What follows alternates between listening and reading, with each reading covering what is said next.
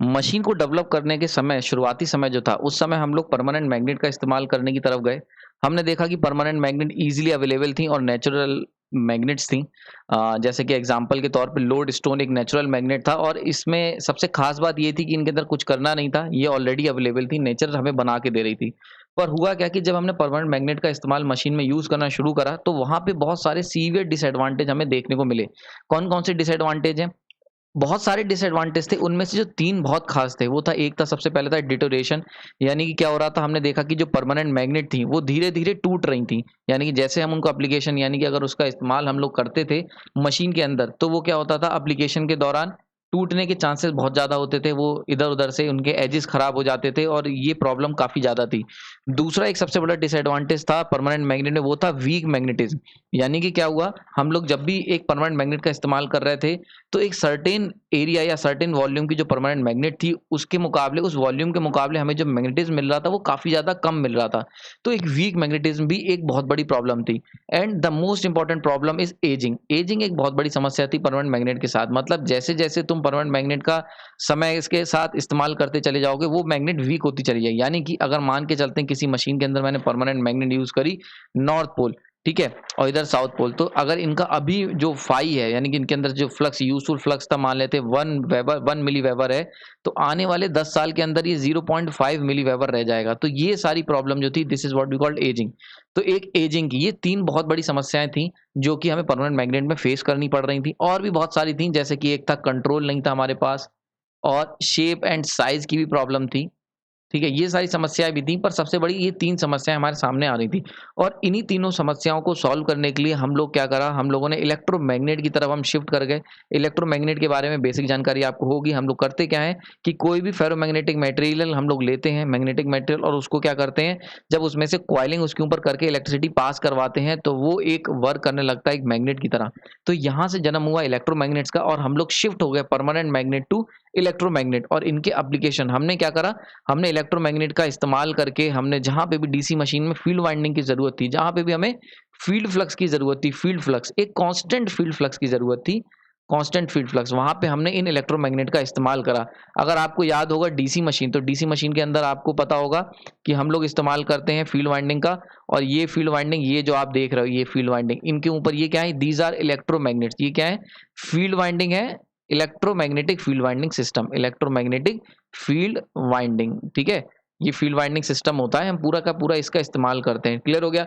इसी तरीके से अगर मैं बात करता हूँ सिंक्रोनस मोटर की, सिंक्रोनस मशीन में चाहे अल्टरनेटर हो या मोटर हो, तो सिंक्रोनस मशीन के अंदर भी जो रोटर के ऊपर हमने फील्ड वाइंडिंग दी थी, ये कौन-सी थी?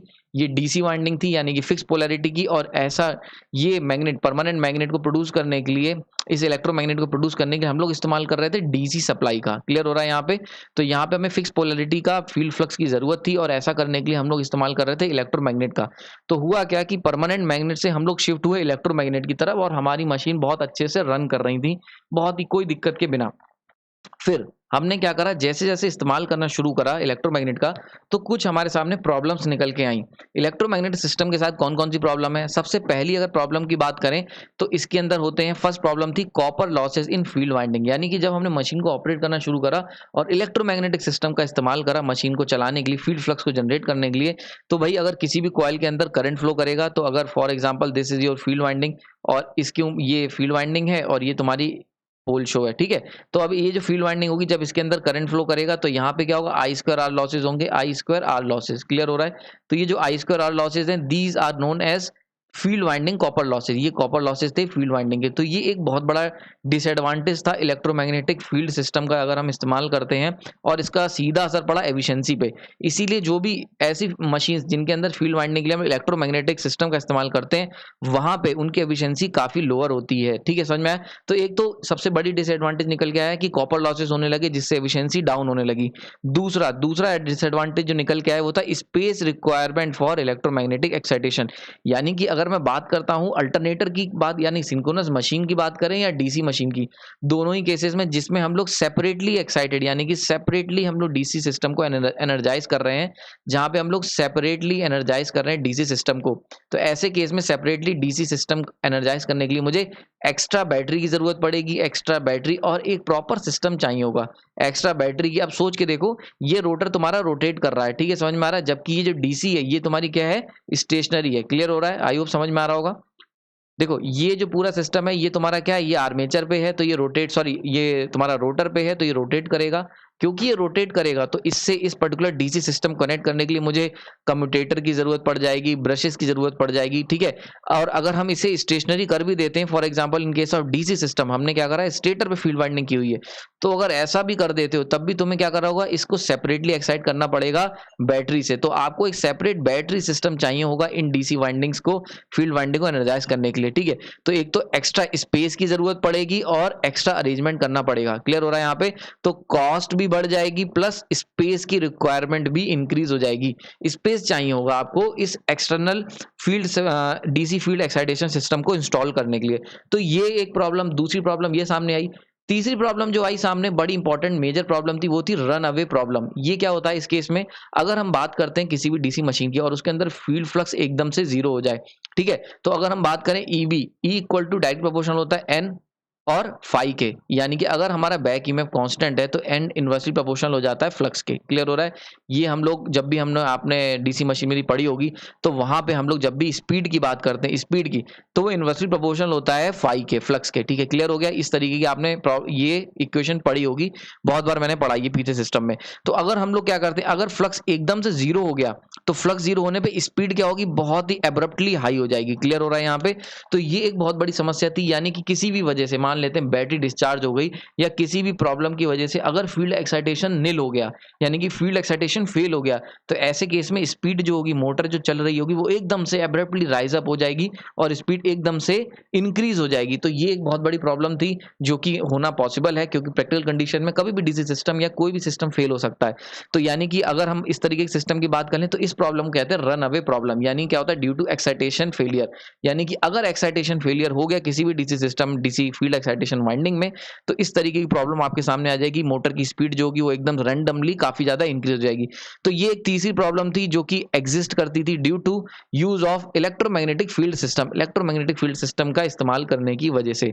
और चौथी प्रॉब्लम हम कह सकते हैं कूलिंग प्रॉब्लम। देखो जब आई स्क्वायर आर लॉसेस होंगे फील्ड वाइंडिंग में, तो हमें क्या करना पड़ेगा, इस वाइंडिंग को भी कूल करना पड़ेगा। यानी कि नॉर्मली अगर देखा जाए, आर्मेचर के अंदर मैक्सिमम करंट फ्लो करता है और वही यूजफुल करंट जनरेट हो रहा है, और उस करंट का इस्तेमाल हम लोग करते हैं लोड को उठाने के लिए, या फिर अगर जनरेटर की बात करता हूं तो जनरेटर के केस में हम इसी आर्मेचर करंट का इस्तेमाल करते हैं घर के लोड को उठाने के लिए, ठीक है। तो इन दोनों ही केसेस में आर्मेचर करंट जो होता है वो मेन क्वांटिटी होती है और वहां पे आई स्क्वायर आर लॉसेस होते हैं। तो एक कूलिंग हमें आर्मेचर पे करनी ही करनी है। नाउ अगर मैं इलेक्ट्रोमैग्नेटिक फील्ड सिस्टम का इस्तेमाल करता हूं, मतलब फील्ड कॉइल्स का, तो इन फील्ड कॉइल के अंदर भी आई स्क्वायर आर लॉसेज होंगे, यहाँ पे भी आई स्क्वायर आर लॉसेज होंगे, तो ये फील्ड वाइंडिंग भी हीट अप हो जाएंगी, यानी कि ये भी हीट अप होंगी, एक्स्ट्रा हीट अप होंगी। तो इनको भी ठंडा करना पड़ेगा, यानी कि मुझे एक्स्ट्रा कूलिंग का सिस्टम का इस्तेमाल या इंस्टॉलेशन करना पड़ेगा इन फील्ड वाइंडिंग को भी कूल करने के लिए। यानी कि अगर आप एक इलेक्ट्रोमैग्नेटिक फील्ड सिस्टम का इस्तेमाल करते हो तो मैग्नेट फील्ड बनाने के लिए तुम्हें करंट फ्लो कराना पड़ेगा, और आई स्क्वायर आर लॉसेस के कारण जो गर्मी होगी उसको भी तुम्हें कूल डाउन करना पड़ेगा। तो इसके लिए हमें क्या करना पड़ेगा, एक्स्ट्रा एक कूलिंग सिस्टम इंस्टॉल करना पड़ेगा इन फील्ड वाइंडिंग को कूल डाउन करने के लिए। तो एक कूलिंग प्रॉब्लम भी, ये चार बड़ी प्रॉब्लम थी, ये तब सामने आई जब हमने इलेक्ट्रोमैग्नेटिक फील्ड सिस्टम का इस्तेमाल करने लगे। तो यूज करते करते हमें पता चला कि ये सब प्रॉब्लम भी हमारी एग्जिस्ट करती है, ठीक। कौन कौन सी है? पहला कॉपर लॉसेज, दूसरा स्पेस रिक्वायरमेंट, तीसरा रन अवे प्रॉब्लम, और चौथा आ जाता है कूलिंग प्रॉब्लम। तो इन सब प्रॉब्लमों को सॉल्व करने के लिए क्या हुआ, इंजीनियर्स वापस से इलेक्ट्रोमैग्नेट से परमानेंट मैग्नेट की तरफ जाने लगे। एक और बहुत बड़ी प्रॉब्लम थी, अगर हम बात करते हैं, अगर आप सेपरेटली फील्ड एक्साइटेशन का सिस्टम यूज करते हो या कह सकते हैं इलेक्ट्रोमैग्नेटिक सिस्टम का इस्तेमाल करते हो, तो एक बहुत बड़ी समस्या ये थी कि अगर आप इलेक्ट्रोमैग्नेटिक का इस्तेमाल करोगे तो ऐसे केस में साइज काफी बढ़ जाता है। क्यों? क्योंकि एक तो आर्मेचर वाइंडिंग हो गई, फिर फील्ड वाइंडिंग हो गई, फिर इस फील्ड को एक्साइट करने के लिए तुम्हें सेपरेटली एक बैटरी का इस्तेमाल करना पड़ेगा। तो इस तरीके के अरेंजमेंट के अंदर हमें एक बड़ी साइज की मोटर ही मिल पाती हैं। यानी कि अगर तुम चाहते हो कि तुम एक छोटी मोटर लो, फॉर एग्जांपल कोई टॉय बना रहे हो, उस टॉय के अंदर अगर आपको मोटर लगानी है तो स्मॉल साइज मोटर ही फिट हो पाएंगी।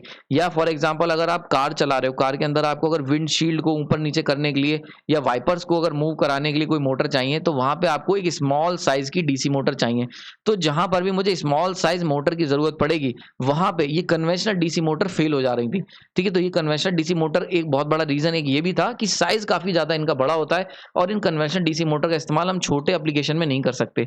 तो इन्हीं सब वजहों से क्या हुआ, इंजीनियर जो थे वो शिफ्ट हो गए इलेक्ट्रोमैग्नेट से परमानेंट मैग्नेट। यानी कि अब इंजीनियर ने सोचा कि हमें इलेक्ट्रोमैग्नेट को हटा के परमानेंट मैग्नेट का इस्तेमाल करना पड़ेगा फॉर स्मॉल साइज मोटर।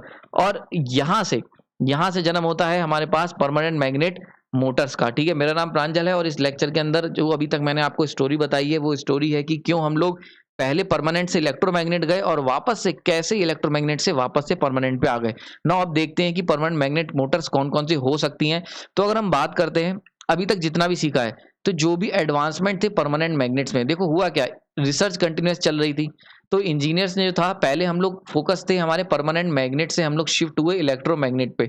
जब इलेक्ट्रोमैग्नेट के अंदर हमने देखे बहुत सारे डिसएडवांटेज हैं, तो वापस से हम लोग शिफ्ट होने लगे परमानेंट मैग्नेट पे। अब जो नेचुरल परमानेंट मैग्नेट है उनके साथ बहुत सारी प्रॉब्लम्स होती हैं, तो हम लोगों ने क्या करा, रिसर्च करी और रिसर्च करके इन पुरानी परमानेंट मैग्नेट को, यानी कि जो नेचुरली मिलती हैं, उनको एडवांस करना शुरू करा और एडवांस करके यानी कि उन्हें फिर से डेवलप करा। उनके अंदर की जो प्रॉब्लम्स थी, जो हमने देखा था कि डिटोरेशन प्रॉब्लम थी, एजिंग प्रॉब्लम थी, कौन कौन सी थी, डिटोरेशन प्रॉब्लम थी, एजिंग की प्रॉब्लम थी, ठीक है, और कौन सी एक प्रॉब्लम थी, एक और भी एक समस्या थी, साइज की प्रॉब्लम थी। इन सब प्रॉब्लम को हमने रिसर्च करके सॉल्व करा और सॉल्व करके डिफरेंट टाइप्स ऑफ मैग्नेट निकाली, यानी परमानेंट मैग्नेट को एडवांस करा। और इन एडवांसमेंट के कारण हमने क्या करा, जब ये एडवांसमेंट कर दिया, ये प्रॉब्लम हमने दूर कर दी, रिमूव कर दी परमानेंट मैग्नेट से, तो फाइनली इंजीनियर्स ने क्या करा, इन इलेक्ट्रोमैग्नेट से हम लोग शिफ्ट हो गए परमानेंट मैग्नेट की तरफ, यानी कि ईएम से शिफ्ट हो गए हम लोग पीएम की तरफ।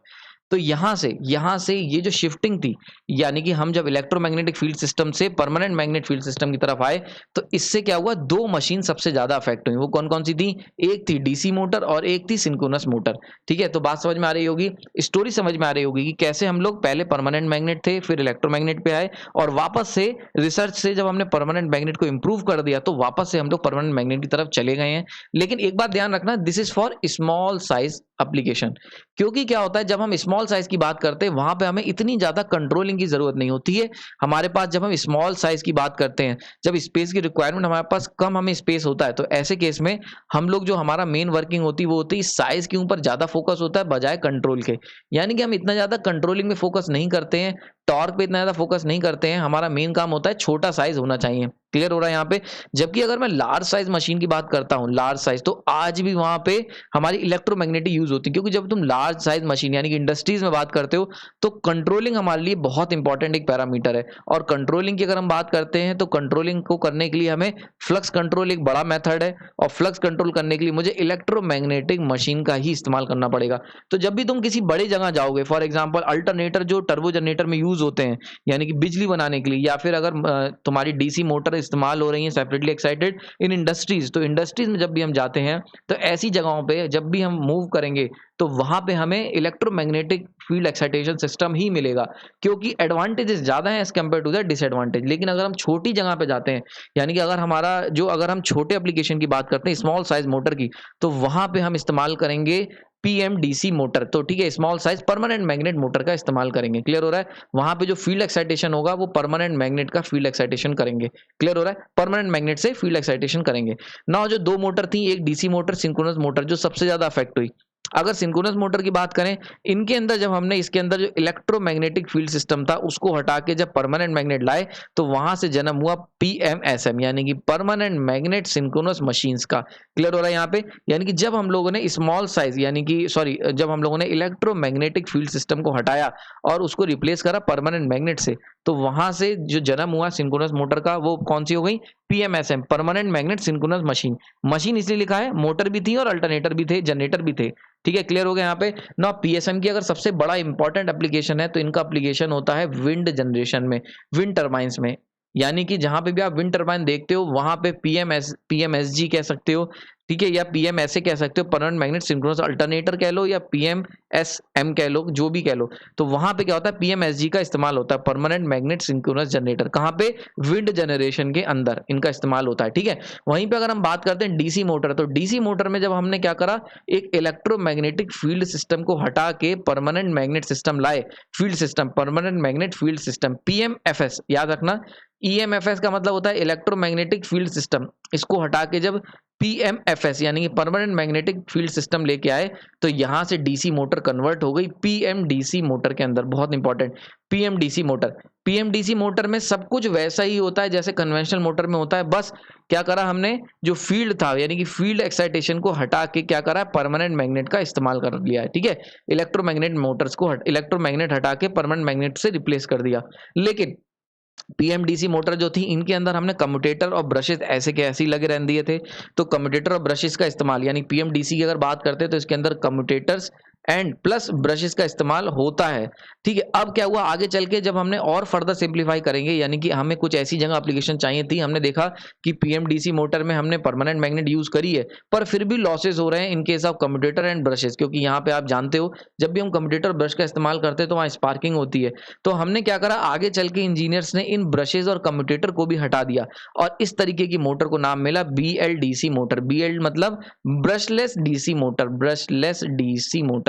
तो हमने क्या करा, आगे चल के परमानेंट मैग्नेट तो यूज करी ही फील्ड वाइंडिंग में, कम्यूटेटर और ब्रश जो हम पीएमडीसी में यूज कर रहे थे इनको हटा दिया और यहां से जन्म होता है बीएलडीसी मोटर का। यानी कि अगर हम बात करते हैं डीसी मोटर जिसके अंदर परमानेंट मैग्नेट यूज होती हैं, तो वो दो तरीके की होती हैं, एक होता है पीएमडीसी मोटर्स और एक होते हैं BLDC motor, brushless DC motor. Clear हो रहा है यहाँ पे? तो आई होप ये कॉन्सेप्ट आपको समझ में आया किस तरीके से हम लोग पहले परमानेंट से इलेक्ट्रोमैग्नेट आए, छोटी जब हमें एप्लीकेशन हमें जरूरत थी छोटे साइज में ऑपरेट करने की, तो हम वापस से इलेक्ट्रोमैग्नेट से परमानेंट मैग्नेट की तरफ चले गए for small size application. Word याद रखना, लार्ज साइज में इसका इस्तेमाल नहीं करते हैं क्योंकि वहां मैंने अभी आपको सिखाया कंट्रोलिंग इंपॉर्टेंट होती है और परमानेंट मैग्नेट को कंट्रोल करना संभव नहीं है क्योंकि उसके अंदर हम फील्ड एक्साइटेशन कंट्रोल नहीं कर सकते। तो जब हमने ये करा तो यहाँ से दो मोटर में बहुत चेंज आया। एक था डीसी मोटर, डीसी मोटर में अगर परमानेंट मैग्नेट इंट्रोड्यूस कराओगे तो दो तरीके की मोटर बना सकते हो, पीएमडीसी मोटर एंड बीएलडीसी। वहीं पे अगर सिंक्रोनस मशीन की बात करें तो वहां पे जन्म हुआ PMSM, permanent magnet synchronous machines का। तो आई होप ये लेक्चर आपको पसंद आया होगा। ये पहला पार्ट है परमानेंट मैग्नेट मशीन का, परमानेंट मैग्नेट रोटर्स का, और इसके बाद हम लोग एक एक करके पीएमडीसी को, फिर BLDC and SM synchronous PMSM, इनका इस्तेमाल करेंगे और इनके बारे में चर्चा करेंगे, डिटेल सीरीज डिस्कस करेंगे। अगर आपको पसंद आया लेक्चर तो लाइक कर सकते हैं, चैनल सब्सक्राइब कर सकते हैं, कोई कमेंट है तो वो भी बता सकते हैं। आपने अपना कीमती समय दिया उसके लिए धन्यवाद।